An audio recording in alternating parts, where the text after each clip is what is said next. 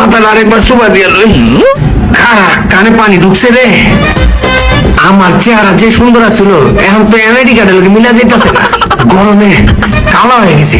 আগে যে চেহারাটা ফর্সা ছিল, আইরে গরম রে, দে মাথাটা আবার সুবাই। এই তোমরা এগুলা কি করতেছো? আরে বড় ভাই কোয়েন না, যা গরম পড়ছে বাংলাদেশে মনে হয় থাকবার পারবো না।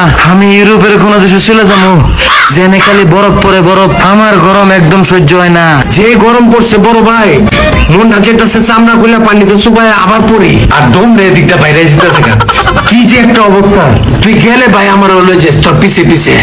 এক কাম করেন, আপনার চেহারা শুরুর দিক কেমন হইতেছে, গরমে গাইনে ভিজে যেতেছেন গা। আপনার মাথাটা এটা কতক্ষণ দিয়ে রাখেন, শরীরটা ঠান্ডা হয়ে যাবো গা। শোনো, ভালো একটা কথা কই, আসলে টাইম হয়ে গেছে, মসজিদে যাই, চলো জামাতের নামাজ আদায় করে আসি। তোমাদের ভালো লাগবে, চলো।